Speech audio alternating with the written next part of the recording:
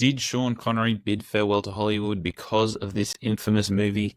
What production nightmares turned a promising masterpiece into a missed opportunity? And was The League of Extraordinary Gentlemen really the financial disaster everybody says it was? All this and more on this electrifying episode of the Fandom Portals podcast. Welcome to Fandom Portals podcast, where curiosity meets community in a celebration of all things geek. We build connections on every episode by delving into your favorite fandom questions in the time it takes you to decorate a birthday cake. Say happy birthday from me. It's Aaron here, guys, your host of the Fandom Portals podcast with another solo episode coming at you. And today we are going to answer the question, was The League of Extraordinary Gentlemen a fandom flop, or has it entered that cult classic status? By the end of this episode, you're going to know all the things that appeal to audiences about The League of Extraordinary Gentlemen, how a budding piece of source material was handled for success or for failure of the film overall, and we're going to see some behind-the-scenes stuff that happened with the production, with the casting, that might shed some light on some of the rumors of this alleged career-ending movie for not only Sean Connery, but also the director, Stephen Norrington. Ultimately, we're looking at, was it good or was it not so good? The reason we're looking at this episode was because our threads and Instagram had a discussion on our in our community sites, and it was pretty much divided. So from over about 120 voters, we had 49% of people saying that this movie was hot stuff, and we had 51% of people saying that it absolutely was not. So it's got middling reviews everywhere, including on IMDb, where it ranks at 5.8 out of 10. On Letterboxd, it's a solid 2.5 out of 10, and Rotten Tomatoes, an audience score of 44%. Now, us here at the Fandom Portals podcast know that some places that do movie reviews and stuff like that on the internet aren't always accurate. We do like to take our own stuff into account, so that is why we're doing this investigation as well. Now, if you have any comments that you'd like to leave about this episode or about the League of Extraordinary Gentlemen, make sure you go and tag us in your comments on any social media platform. We're on them all. Use the sign at Fandom Portals. You can find us there, or even hashtag Fandom Portals podcast. You can find us there as well. We'd love to hear from you, and we'd love to hear what you think as to whether this was a fandom flop or a cult classic. But let's get into it. Let's get into what The League of Extraordinary Gentlemen actually is. So if you know of the original source material, it was a graphic novel that was made by the brilliant mind of Alan Moore. It was a one-volume graphic novel, and it also was pretty successful, so it spanned a spin-off trilogy. Lost in Adaptation's Dominic Young on YouTube credited this movie as being the thing that popularized the shared universe. This one obviously encompassing a Victorian era of characters, and they had coincidentally entered the public domain, but it was almost like an Avengers-style blockbuster before it became that cinematic norm for the MCU. Now, this movie was directed by Stephen Norrington, and Nick Reganis from IMDb describes this movie as being from a parallel Britain at the dawn of the 20th century. The megalomaniac warmonger known as the Phantom threatens to unleash a bloody Armageddon of global proportions. Before this extreme and unstoppable menace, the experienced adventurer Alan Quatermain, played by Sean, assembles a unique set of superheroes torn straight from the pages of English literature, in high hopes of thwarting this madman's plan for world domination. Now, a bloodthirsty vampiress, a sad but sexy immortal, an elusive secret agent, an ambitious scientist, a lonely invisible man, a savage beast, and a legendary hunter are humanity's last hope.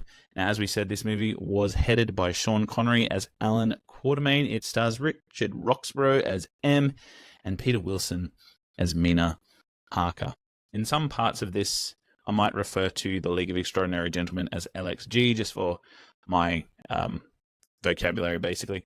All right, so I first watched this movie when I was about 14 years old, and I watched it quite a lot growing up. I hadn't previously read the comic books, but I knew it was based off of one of the comic books, and I was pretty well drawn to the fact that this had a lot of Victorian literature-like characters in it. And I liked them from an early age, and that is thanks to The Page Master. If you've seen that movie with Macaulay Culkin, it is a wonderful masterpiece that you should go and check out. It had all of the different types of English literature characters in there, and it really sort of solidified my love for them. Not only that, but also whenever I would go and visit my nan's house, there'd be black and white movies on the TV, including like Moby Dick, The Invisible Man, Treasure Island, War of the Worlds, and they always felt adventurous. They always felt like otherworldly. It always felt like something that I could really sink my teeth and dive into. When I watched this movie, my favorite characters were Tom Sawyer and Alan Quatermain. They were my favorites, and I liked that mentor-mentee kind of relationship. And it surprised me to know that that actually wasn't present in the comic books, with Tom Sawyer being an adapted character made specifically for the film. The reason for that being that the American producers thought that American audiences couldn't possibly get behind a movie that didn't have an American protagonist in it. So they invented the character of Tom Sawyer for this movie. Now, the movie is action abound, and during the time in 2003, it was kind of like a precursor to the Avengers movies, but it came out around the same time as the X-Men movie and Spider-Man movie, and it came out a year before Hellboy, so those sort of superhero movie blockbusters were really starting to be well-known, and those were very much well-known for their action sequences as opposed to their dark and gritty content, which is very much the case for its source material. It's very dark, very gritty, and that sort of wasn't landing with audiences at the time, so they went in the direction of a more action-filled blockbuster. Now, when I got older, I started to branch out from superhero comics that I was reading to something new. As I got older, my taste got more mature, you might say, so I started looking at some of Alan Moore's work. Now, his stuff isn't for the faint of heart. I will give you that warning. If you are going to read it, make sure you go into the mindset of thinking, this does contain a lot of unfair racial stereotypes. It does have some drug and alcohol use within them, and it also has some pretty violent and sexual-based crimes throughout them as well. So if you are going to look at the source material, there's a little warning of content stuff for you in there as well. It's definitely for mature readers. And I read this after I saw the movie, I will say that, because from what I've seen from our threads and Instagram community, if you were a person who read this source material first and then saw the movie, you were rightly sorely disappointed due to the vast differences between the two. So let's go into what was right about this movie. What was the good things about the League of Extraordinary Gentlemen film when it did come out? So I think this was a really great precursor to the Avengers movies. It had a unique concept, and I think everybody really could get behind the shared universe of seeing all of these literary characters come together under one banner to fight an ultimate evil. It's obviously a system that works because it had worked a few years later in the MCU, and everybody that was involved in those movies in terms of the characters had that rich backstory that everybody came to the film either knowing a little bit or a lot about. So you already had that sort of buy-in for some of these characters that allowed you to go in and basically enjoy a movie with some well-known characters in it going on a new adventure. So I think also one of the greatest things about this, and one of the things that the fandom sort of got behind, was the fact that these movies had some pretty good entertainment value. It had some pretty cinematic moments, and it was kind of a really well quotable movie. The entertainment value being the high-end action sequences, the special effects. There was all of it's basically explosion fatigue by the end of it. The cinematic moments include long combat scenes, witty and fun, if not cliche dialogue, which is definitely really quotable as well. I think that this was a movie that was bulging with potential, especially with the rich sources of characters and the fact that, Alan Moore did actually make 3 more volumes from this that turned into a trilogy. So the potential for source material and content was all there, as well as just creating adventures for these characters within the space as it existed already. So talking about what went wrong in this film. So as I said before, most of the people that seemed to have a problem with this movie were people that had already invested in Alan Moore's work. They went into the cinema expecting this dark, gritty experience that was the League of Extraordinary Gentlemen graphic novel. Now, the main thing that was wrong with the film, according to these film goers, was the characterization issues that were abound throughout the film. Not many of the characters represented in Stephen Norrington's piece of work actually resembled many of the characters in Alan Moore's graphic novel, most notably Mina Harker, the vampiress played by Peter Wilson. So in the movie, Mina Harker is she's pretty highly sexualized, and she is hit on by a lot of the male protagonists to the point where she's kind of given this damsel in distress kind of moniker throughout, even though they did attempt to give her some pretty awesome vampiric powers that was revealed like at the drop of a hat as soon as she got into some serious trouble. In the comic book, Mina Harker is actually quite a capable member of the team. She is, in fact, one of the main protagonists, if not the leader. She's the one that was contacted by Campion Bond to actually form the League of Extraordinary Gentlemen in the first place and go against the mastermind known as it. Now, Mina Harker, throughout the first volume of Alan Moore's novels, was not revealed to have any powers that were of vampiric nature. She was, however, very capable. She was very intelligent. She was tactical. She was even able to assist some of the male characters in some of their more debilitating character flaws. For example, Alan Quatermain within the comic books was actually an opium addict and only was able to get through that addiction phase was because Mina Harker sort of isolated him and made him go through that withdrawal process before he was then able to come out and be a useful member of the team. So the fact that Mina Harker was reduced to a femme fatale, basically, in the 2003 League of Extraordinary Gentlemen film was a kind of a point of contention for some of the film goers as well. Not to mention the fact that the spotlight of the movie was given to Alan Quatermain, who was played by Sean Connery. Obviously, the drawing card for the film was the fact that they had this big actor playing the role of Alan Quatermain. They did give him quite a substantial part of the budget, so I think it was $17 or $18 million that he was given to play the role. And obviously, it was starring him as the member of the League who formed the League and took that title character away from kind of Mina. So yes, with an estimated budget of about $78 million US, Sean Connery got 17 million of that. So it made sense that they were going to make him star in it and become the protagonist that everybody was looking at. Not to mention the fact that he had a pretty substantial filmography before that. It was a draw card for many. So the next reason that filmgoers were pretty disgruntled with the LXG was because the special effects and the CGI were inconsistently bearable and also unbearable. Obviously, we can all remember the ending scene where the League of Extraordinary Gentlemen infiltrate the base of to find that all of their superpowers had been in fact stolen and other versions of themselves were created, where they then had to fight other versions of themselves. Most notably, the character of Hyde having to fight the CGI version of himself, Hyde. Now, the original Hyde, who was played by Jason Fleming, was actually wearing prosthetics for his role as Henry Jekyll. However, the counterpart to his character, who we saw in M's base at the end, was actually CGI, and I think we can all agree that that was definitely not a very well manufactured CGI enemy. That is juxtaposed with the CGI that they used to create Tony Curran's Rodney Skinner. Now, during the process, Rodney Skinner, or Tony Curran rather, had to wear a blue morph suit in order for them to sort of delete out his features and give him that invisible appearance. You see the scene where he's introduced and he's applying that cream to his face, and for the time of 2003, that was pretty good CGI. To the point where as he's running through the library during the scene when the League of Extraordinary Gentlemen were actually gathered together, you can see him stripping off his clothes in terms of his jacket and his top hat and his glasses, and he actually gets a glass of whiskey, throws it in his face, and that all then dissipates until he becomes invisible during the mess and firefight that is happening throughout this place.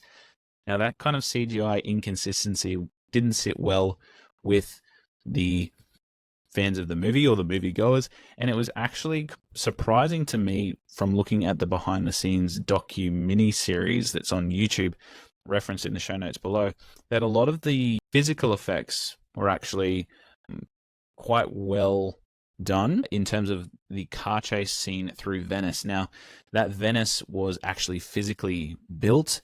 It was a model that they had to use and reset after each take in order for them to get those sort of explosion sets right. All of the city buildings that you see that begin collapsing, they are all able to be like risen once again and reset for the next take to take place. It was also surprising for me to note that a lot of the car chase scenes during that Venice sequence was actually done by miniatures and a remote control vehicle, where the speed at the car was moving was actually incredibly increased so that the frame rate of the film would look accurate during the filming. The visual effects were used during the sinking of Venice scene because it was cheaper and it was quicker to produce.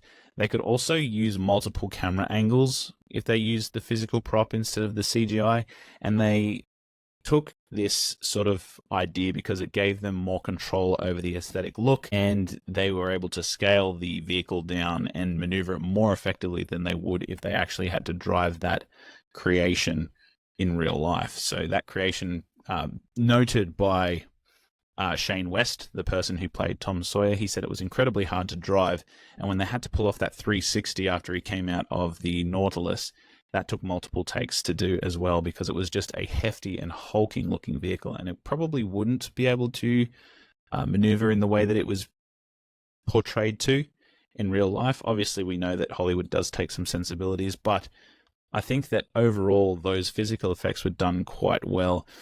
What I didn't like about those physical effects was when you saw characters jumping out of this vehicle, they would simply just stand still, no inertia taking effect at all, and that sort of dispels the suspension of disbelief for me. Like the 65-year-old Sean Connery, Alan Quatermain jumping out of a vehicle and just landing directly on his 2 feet, and then going to chase down heaps of these guys, just completely took me aback. So the next thing, and probably the most famous reason that this movie has been said to not land with its critics, was because there was some directorial and cast issues in the form of Sean Connery and Stephen Norrington. Now, both of these creators actually went on to not make another film, either acting-wise or directorial. So Stephen Norrington, previously the director of the Blade film, which is why he was so heavily interested in doing this film, because it was kind of in a similar vein, a similar genre. And that superhero sort of classic movie that he'd made in Blade was highly successful, so they thought this was a shoo-in for him. And with Sean Connery, his time on this film has been noted to be quite a bothersome one. He was obviously given most of the budget. It has been noted that Norrington and he didn't get along in many of the scenes of the film. It's been noted by a couple of the cast members, including Jason Flemyng from before, that it seemed like Big Sean, as he calls him, wasn't getting along great with Stephen Norrington. And it's been noted by Flemyng and other cast members that Connery was sort of just taking this as a money gig, and it seemed like he only wanted to be out there playing golf anyway. Now, Connery took this role initially because it has been widely said that he had declined the role of Gandalf in The Lord of the Rings and the role of Morpheus in The Matrix because he didn't get the script and he couldn't commit to the filming schedule in New Zealand, filming the 3 Lord of the Rings movies back to back. So he took the role of Alan Quatermain, even though he said at the time he didn't really fancy it to start with, and he thought it was a little bit tricksy. But in the end, he didn't want to pass up on another opportunity like the ones he'd missed before, and he saw this as having some potential, and he ended up taking the role. It is rumored that Stephen Norrington and Sean Connery got into some pretty steep verbal confrontations during the film. It has been alluded that sometimes it's gone on to talk about some physical incursions as well, but these are only hearsay and probably exasperated in hyperbole. Now, Connery does agree as well, however, that the comic is extremely different from the film, and he said that was kind of an intentional choice because the film needed to be accessible to younger audiences, not just those who were fans of the comic books, in order for it to be successful. And speaking of its success, it kind of wasn't really depicted as a financial loss. The film grossed about $179 million worldwide. That's pretty good in terms of its time. Considering it kind of cost $78 million to make, and to compare that with some things that sort of came out today, it's made more than the movie If, starring Ryan Reynolds. It's made more than Fall Guy, starring Ryan Gosling, and it's even made more than Furiosa in 2024. During its time, it made more than Freaky Friday and Daredevil, and it only made $1 million less than Kill Bill in 2003. So, as a financial success, on paper, yes, it was a financial success. However, in the eyes of the audience and the appeal rating, probably not so. And Jason Flemyng's gone down as saying that he thinks that Sean Connery's instincts were right and they kind of deserve to be listened to in some of the scenes, as he's a big Hollywood actor. He's been on lots of sets before. But he also went on to say that Norrington was a really creative, director, and he's made films like this before, and he had the filmmaker's kind of opinion that sort of also needed to be listened to, and Jason Flemyng basically said that each was not listened to by the other enough, and for that matter, the studio didn't listen to either of them enough either. Townsend, who plays Dorian Gray, has said that he doesn't think that Sean Connery quit acting as a result of this movie. He doesn't think it's true. He said that his passion had kind of definitely left during this stage, and he was kind of only there as a money gig. That being said, however, both Norrington and Sean Connery quit the industry after this movie. So whether this was the straw that broke the camel's back, or if it was just time to say goodbye for both, I guess we'll never know. So aside from that, some of the biggest issues with this film was that it actually faced quite a few production dramas. They had a hard time finding a writer to start with because the lore for each of the characters was quite extensive, and the producers wanted someone familiar with all of those literary adaptations, to the point where they said that that person pretty much has to be British. When they found the director of Stephen Norrington, they were quite chuffed, and they also didn't think they'd get the actor of Sean Connery to agree, which is why he was given the hefty pay packet as well. Now, production, as I said, was kind of a drama, as the movie was shot in Prague and then some scenes were shot in Africa. It was supposed to take about 20 weeks to do. However, following some intense rainfall across Europe in Prague, the worst floods apparently in a century, the floods actually destroyed about $7 million worth of sets. So financially, it was a huge bind, and they had to kind of leave Malta and, they had to leave everything and go to Malta, and spent way too long filming bits that weren't sort of scheduled to be filmed yet, and then they had to rebuild the sets in Prague when they went back to Prague. Townsend, who plays Dorian Gray, has gone on to say that it was kind of like coming back and doing another movie on top of the one that you just did. It was like working on two sets, and there was kind of no finish date in sight, or it made them to feel sort of tired and uneasy with the process, as it was dragging on and taking forever to shoot the film. So where does that leave the League of Extraordinary Gentlemen now? Most of our Fandom Portals community had one of two things to say. They either said it was a good popcorn flick, which was fun to view just on a rainy day, and it was a great concept that was really poorly executed, or they say that it was a hard watch, that it doesn't hold up to some of the problematic elements within the story, that its plot itself is kind of disjointed. There's too many twists and turns throughout for them to keep up with. They've made it unnecessarily complex. There was also some users that said that the CGI was just unbearable for them to watch. Now, in terms of this intellectual property making a resurgence, it has been noted in May of 2022 that the League of Extraordinary Gentlemen is in fact getting a TV series reboot on Hulu. However, there has been no news of that since May of 2022. It is rumored that the writer of Red Sparrow, Justin Haythe, will be penning a script. Now, it is also said that it is owned by 20th Century Fox, which is now Disney, and it was also rumored to have been an all-female lead, which would lead me to believe that Mina Harker would once again be taking the title role of the character back, which would be great to see as well. It'd also be more faithful to the comics, which would mean that people wouldn't see a renewing of Tom Sawyer or the character of Dorian Gray, who was also inserted just for the film. And again, the last news of that was that it was in very, very early development. There's obviously some very similar stories to this out there that you can watch as well. Some of them a very, very loose example being Penny Dreadful, which was available for quite some time, starring Eva Green, Timothy Dalton, and Josh Hartnett. And that came out in 2014, and there is quite a few seasons of that, I believe, that you can sink your teeth into. It does have that darker kind of motif that the League of Extraordinary Gentlemen is known for. It is, however, not a direct story in regards to its content being inspired by the League of Extraordinary Gentlemen. It just similarly has some Victorian-era characters working through a fictitious Britain Victorian era to take down a really bad, big, evil person. With the new TV series supposedly developed by Hulu, there is no word on any director or any casting director, or there isn't even a potential release date. So whether it's still a project that is ongoing, or whether the curse of the League of Extraordinary Gentlemen still exists to this day.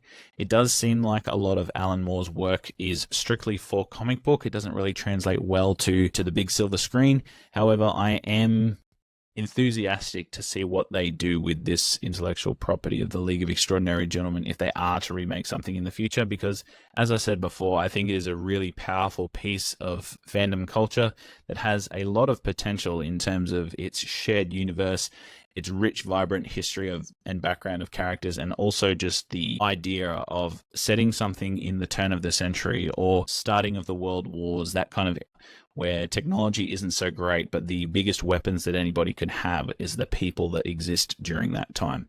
It's also pretty encouraging that obviously CGI and technology has increased since the year of 2003, so maybe we will get a more accurate looking or less clunky looking version of Dr. Jekyll and Mr. Hyde, and even some of the technological vehicles that Captain Nemo possesses as well. So I guess 20 years on, you could say that the League of Extraordinary Gentlemen doesn't really live up to its bad rap, financially at least. It's not quite that bad, and it's certainly no worse or no better than some of the CGI-powered studio films of that time. I do think it's worth a watch if you wanted to sit down and watch something entertaining for an afternoon. Now, it is able to be accessed on Disney+. You can get some graphic novels of the League of Extraordinary Gentlemen from Amazon. All of those will be in the show notes below. I want to thank you guys for listening to this solo episode of the Fandom Portals podcast. Now, these do take a little bit of work to put together in terms of research and also filming, so I would really, really appreciate it if you guys could tell a friend about this or share the episode announcements on social media. Or the biggest thing that you could do to help is to rate and review the podcast on your podcast app of choosing. So that goes a really long way in terms of helping creators like us. And if you're on YouTube, definitely click that like or subscribe. And if you didn't know and you're listening to this on podcast, we also have a YouTube. Go and check that out. It's you can see, everything that you've just seen, but also I've got some nice visuals up there for you to see too. So definitely come and check it out. And we will be active on social media. As always, we will connect with respect. Thank you so much for tuning in, and we'll see you guys next time.